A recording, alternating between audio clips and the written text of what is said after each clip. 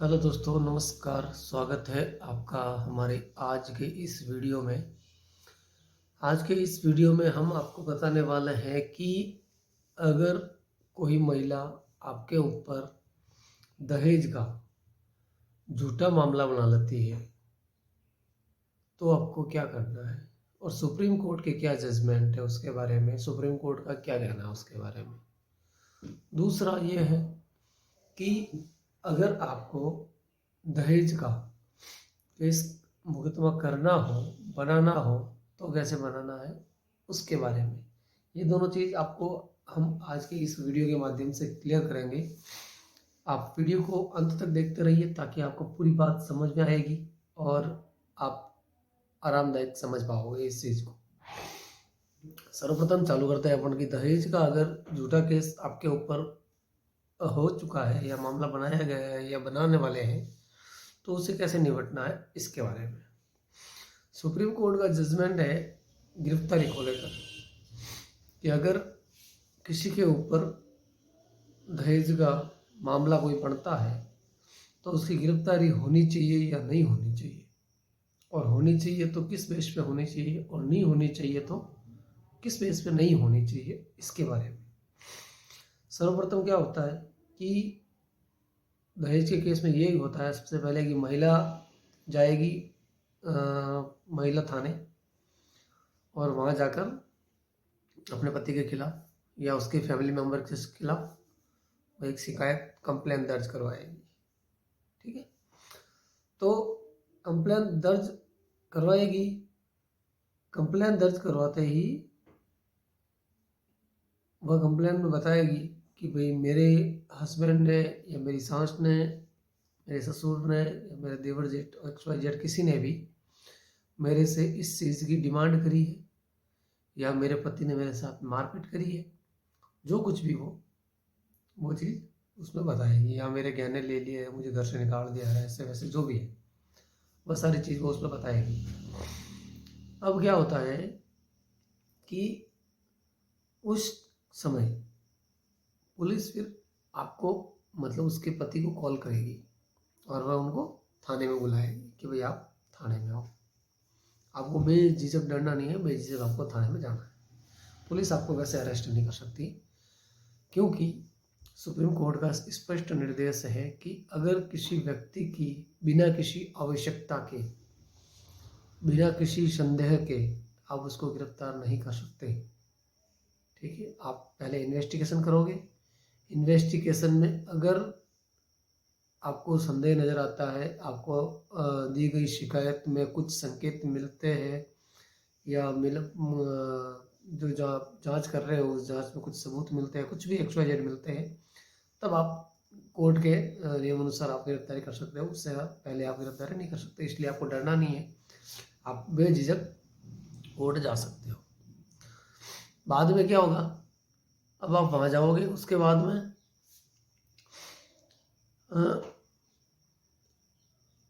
Police ने उन सबको बुलाया कि जिस जिसका नाम उस FIR में है। ठीक है, वो सब जाएंगे। फिर आपको क्या करना है, उस महिला का पति वहाँ जाएगा और उसको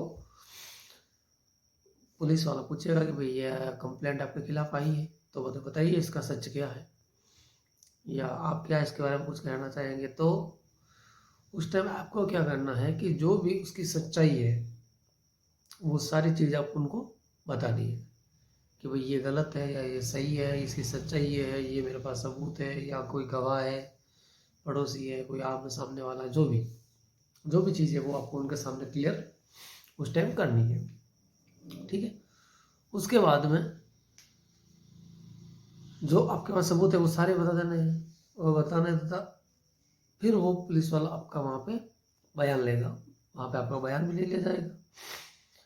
पुलिस आपको डायरेक्ट गिरफ्तार कर नहीं सकती, फिर होगा इन्वेस्टिगेशन। इन्वेस्टिगेशन होगा, इन्वेस्टिगेशन में पुलिस यह पता करेगी कि जो FIR आई है उसमें कितनी सच्चाई है।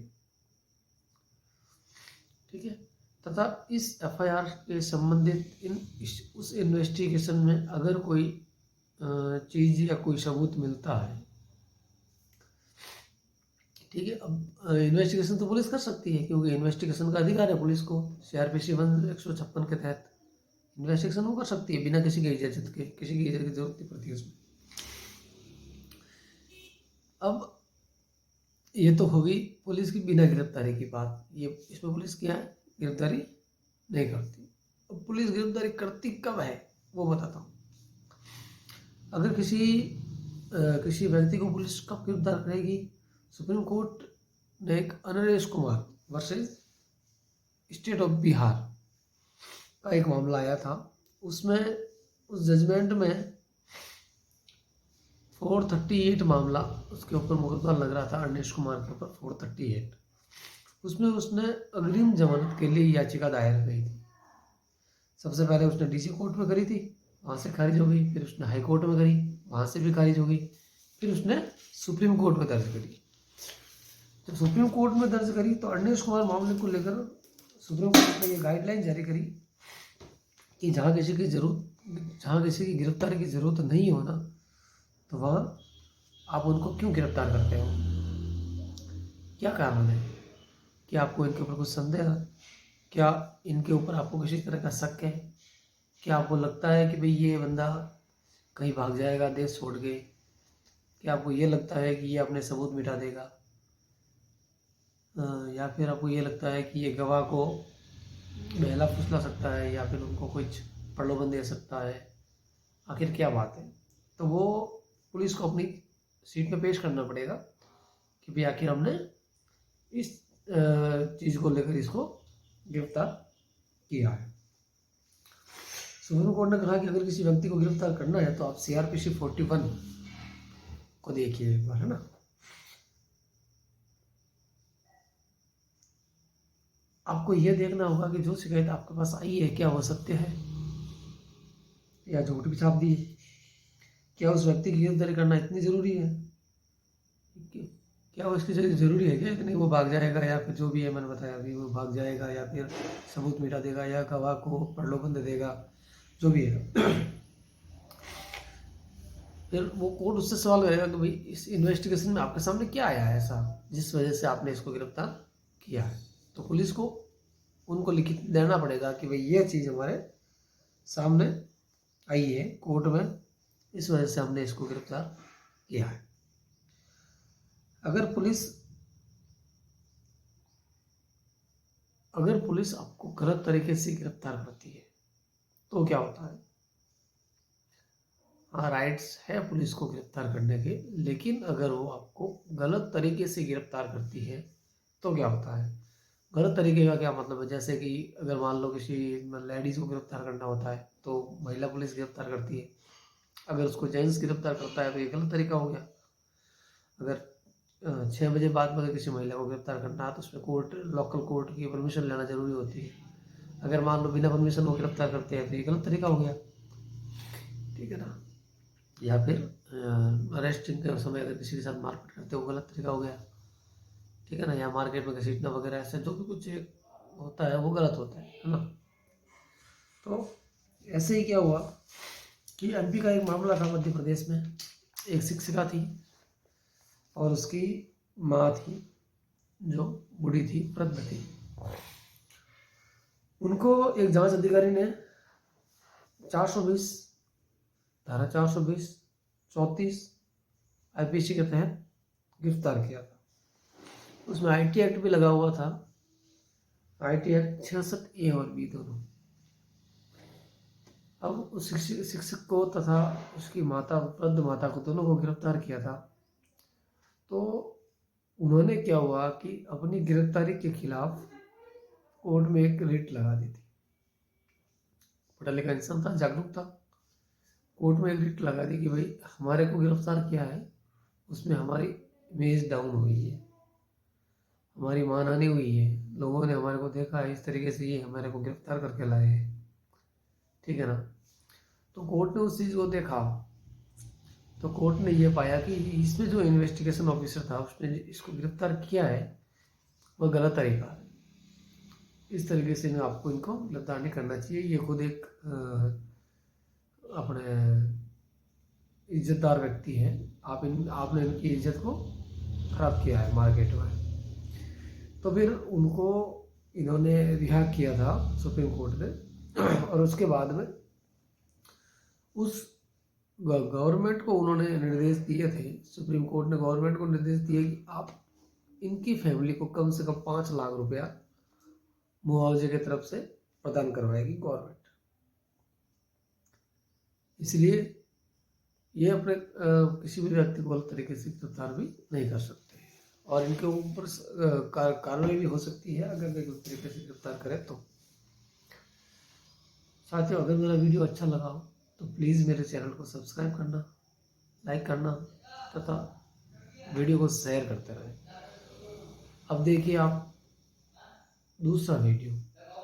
अगर कोई व्यक्ति आपके ऊपर दहेज का केस कर चुका होता है तो क्या होता है, उसके बारे में देखिए ये वीडियो। हेलो दोस्तों, नमस्कार। कैसे आप सब लोग? आशा करता हूँ आप सब बढ़िया होंगे और स्वागत है आपका मेरे यूट्यूब चैनल आपका कानून आपका अधिकार। दोस्तों, कानून की जानकारी होना अपने लिए बहुत ज़रूरी है। जिस व्यक्ति को कानून की जानकारी नहीं होती है वो बहुत डरा हुआ और महजा हुआ सा लगता है। लेकिन अगर अपन को कानून की जानकारी है तो अपन को कहीं डरने की ज़रूरत नहीं रहती है। लेकिन आप लोग कानून को जानना नहीं चाहते। आप जानना ही नहीं चाहते कि भाई कानून की जानकारी अपन को होनी चाहिए या अपन को कुछ पढ़ना चाहिए, कुछ भी आप लोग जानना चाहते ही नहीं। आज मैं आपको एक ऐसी समस्या का समाधान बताऊंगा जो बहुत ही भारत में ये देख लो आपकी 50% घरों में चल रही है। आप समझ गए होंगे और नहीं समझे हो तो मैं बता दूं। दहेज का मामला।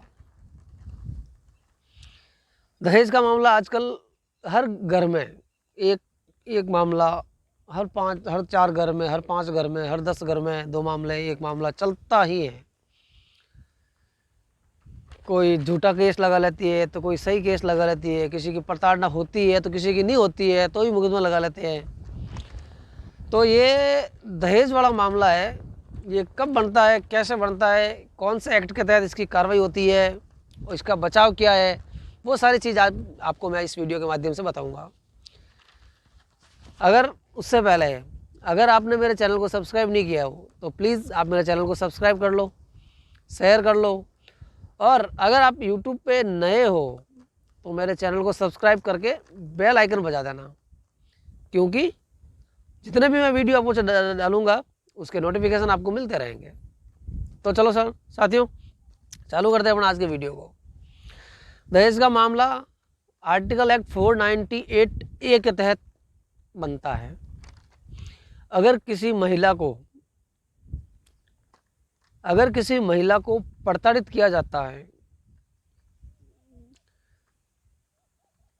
प्रताड़ित किया जाना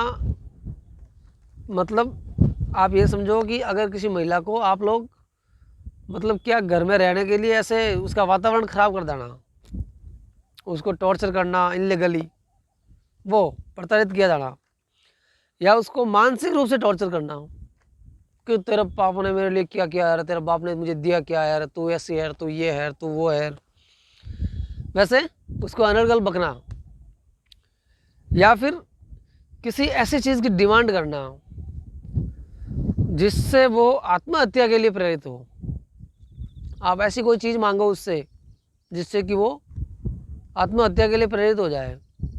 कई बार ऐसा मामला भी होता है कि किसी महिला के बच्चा नहीं हो रहा है तो उसके घर वाले उसको ज़्यादा तो नहीं होता, आजकल लोग समझदार हो गए, लेकिन फिर भी 5-10% ऐसा होता है कि उसके घर वाले उसको छोड़ देते हैं कि चलो इसके बच्चा नहीं हो रहा है, इसको छोड़ देते हैं, अपन दूसरी शादी कर लेते हैं।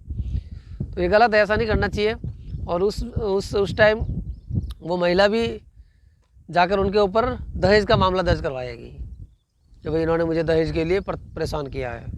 ठीक है, तो वो क्या है, झूठा है, लेकिन ऐसा आपको भी नहीं करना चाहिए और महिला को भी ऐसा नहीं करना चाहिए, दोनों गलत है। अब अगर आप उसको मारने के लिए, आत्महत्या के लिए प्रेरित करते हो तो वो महिला क्या करेगी पहले सीधा महिला थाना जाएगी।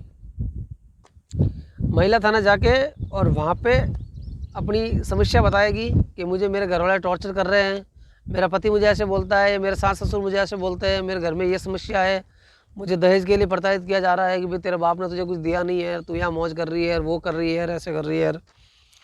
ये सारी घटना वो उसे जाके पुलिस को बताएगी वहाँ पे जाके। तो वहाँ से पुलिस आपको बुलाएगी, आपको कॉल करेगी कि भाई आप यहाँ पे आओ। तो आपको डरना नहीं है, आपको बेझिझक महिला थाना चले जाना है। आप वहाँ जाते हो तो वहाँ पे क्या होता है, महिला थाने वालों की जहाँ तक कोशिश रहती है, उनकी यही कोशिश रहती है कि इन दोनों को समझाकर और वापस घर भेज दिया जाए। किसी का रिलेशन वो ख़राब नहीं करते हैं। तो उस कंडीशन में क्या होता है कि वो आप दोनों को समझाएंगे कि भाई चलो आपकी गलती हो गई, आपकी गलती हो गई, दोनों आप जैसे भी हो गया, चलो छोड़ो उनको, अभी आप अपने मैटर को शांत करो और आप अपने अपने घर जाओ। वैसे करके वो समझाने की कोशिश करते हैं। अगर मामला नहीं समझ पा रहा है, मान लो कि वो जो लड़की है वो मान नहीं रही, महिला नहीं मान रही है कि नहीं मुझे इसके ऊपर मुकदमा तैयार करना है, मुझे केस फाइल करनी है इसकी, तो फिर महिला पुलिस से उनको उनके थाने में भेज दिया जाएगा जहाँ उनका थाना लगता है, जो उनके लोकल जो थाना रहेगा वहाँ का, वहाँ उनको भेज दिया जाता है कि अगर आपको मुकदमा ही दर्ज करना है तो आप फिर वहाँ चले जाओ। फिर वो वहाँ से सीधा वहाँ चले जाती है, वहाँ जाती है, मुकदमा दर्ज करवा लेती है कि भाई मेरे खिलाफ़ ये बात हुई है, उसमें आपका मुकदमा दर्ज करवा लेती है।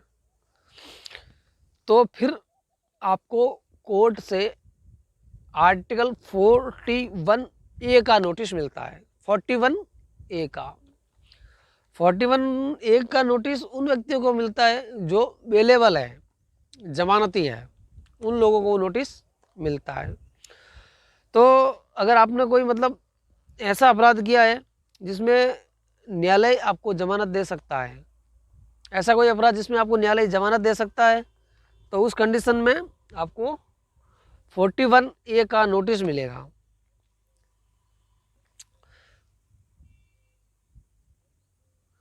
इसके सिवाय इस दहेज मामले में 498A, 323 और 406 के तहत कार्रवाई होती है। अब 419A तो वही महिला को प्रताड़ित करना या उसको किसी चीज़ की डिमांड करना उससे, या अनर्गल गलत बोलना उसको, या कुछ भी XYZ गलत हरकत करना, उसमें ये आता है 419A, 98A। अब 323 उसको मारपीट करके घर से बाहर निकाल देना, वो आता है धारा 323 के अंतर्गत। अगर आपने उसके साथ जो डिमांड करी है, उसने बोला चाली हुई आपस में अपन दोनों के, और आपने उसके साथ मारपीट कर दिया, लात घुसे मार दिया आपने और उसको घर से भगा दिया, उसको अपने मायके भेज दिया, ऐसी कंडीशन में आपके ऊपर धारा 323 की कार्रवाई होती है। और धारा 406 स्त्री धन की मांग करना। जैसे आपने बोल दिया उसको कि आपके घर से तू तेरे घर से लाई क्या है, ये इतना सामान लेकर आई है, ये ऐसे हुआ, इतने से मैं क्या करूं, मैं तो वो आदमी हूँ, फलाना हूँ, ऐसे हूँ, मेरे ऊपर तो ऐसे वैसे चलता है, और वो चलता है, ये चलता है, आप ऐसे उसको बोलने लग गए। अब उस कंडीशन में आपके ऊपर धारा 406 लगती है। अब आपको क्या करना है, अगर आपके ससुर जी ने आपको दहेज दिया है, उस महिला के पिता ने आपको अगर दहेज दिया है और वो दहेज आप पूरा का पूरा उसके घर पे वापस लौटा देते हो, महिला के घर पे, तो आपके ऊपर से धारा 406 हट जाएगी। धारा 406 आपसे हट जाएगी और आपको जमानत मिल जाएगी।